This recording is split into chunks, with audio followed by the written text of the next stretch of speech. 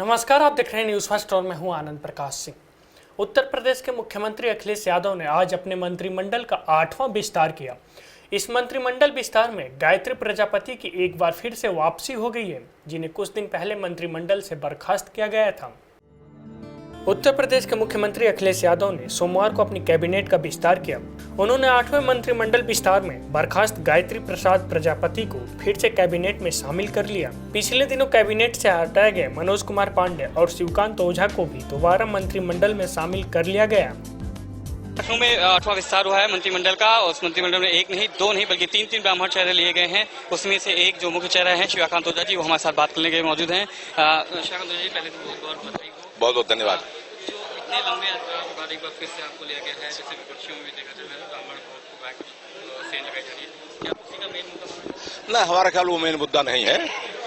और नेताजी, पार्टी, मुख्यमंत्री, अध्यक्ष जी, सबका मेरे ऊपर विश्वास रहा है।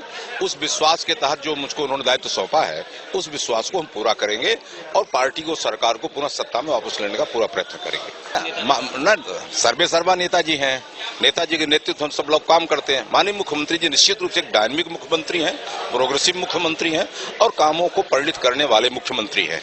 इसलिए उनकी छवि पे कहीं कोई दाग नहीं है और नेताजी सम्मान हमारे नेता है, उसमें कोई संदेह नहीं। कैबिनेट में पिछले विस्तार में हज यात्रा पे होने के कारण शपथ नहीं ले पाए जियाउद्दीन रिजवी को राज्यपाल राम नाईक ने शपथ दिलाई। 8वें विस्तार में रविदास मेहरोत्रा, यासर शाह, अभिषेक मिश्रा, नरेंद्र वर्मा, शंखलाल माझी और हाजी रियाज अहमद को प्रमोट कर कैबिनेट मंत्री बनाया गया है। राज्यपाल राम नाईक ने सभी नए मंत्रियों को शपथ दिलाई। गौर करने वाली बात यह है कि सभी 9 मंत्री जिन्होंने शपथ ली, उन सभी को कैबिनेट मंत्री बनाया गया है। विधानसभा चुनाव से पहले स्वच्छ छवि बनाने की कोशिश में अखिलेश ने 2 हफ्ते पहले गायत्री को बर्खास्त किया था। उनके इस कदम से हालांकि एसपी में जबरदस्त राजनीतिक संकट पैदा हो गया। समझौते फार्मूला के तहत गायत्री की वापसी हुई है और इसमें एसपी मुखिया मुलायम सिंह यादव की रजामंदी थी।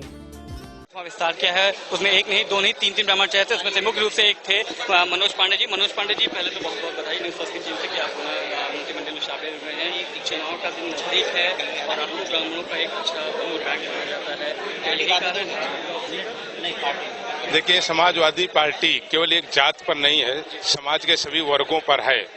जहां तक मनोज पांडे के नाते जो जिम्मेदारी माननीय नेताजी और माननीय मुख्यमंत्री जी ने दी है, उसको पूरी बाखूबी, पूरी ताकत, पूरी ईमानदारी से हम निभाने का काम करेंगे। रही बात ब्राह्मण की, उत्तर प्रदेश में ये पहले भी लोगों ने देखा है, 12 में भी, 7 में भी और 2017 में भी देखेंगे। अब ब्राह्मण उन लोगों के पीछे नहीं जाने वाला है जिन्होंने केवल ब्राह्मणों का वोट लिया और 2007 से लेकर 12 तक 22,000 लोगों को हरिजन एक्ट में जेल भेजने का काम किया। बस आ रहे हैं। ये माना जाए कि मनोज आपको निकालने के बाद फिर से जो है पार्टी ने आपको ये थे कैबिनेट में शामिल हुए मनोज पांडे जी, जिनको दोबारा फिर से एक बार चांस दिया गया है। माना यही जा रहा है कि 2017 का जो चुनाव हुआ बिल्कुल नजदीक है। ब्राह्मण वोट बैंक काटने की पूरी तैयारी में सपा आ चुकी है और इसे कहा जा सकता है कि सपा भी अब पूरी तैयारी में है चुनाव 2017 के। राजभवन से कैमरामैन मनोज पांडे के साथ मनीष मिश्रा, न्यूज़ फर्स्ट। देश दुनिया के तमाम खबरों के लिए आप देखते रहिए न्यूज़ फर्स्ट। इस खबर के प्रायोजक थे IHM Meerut, where success comes first।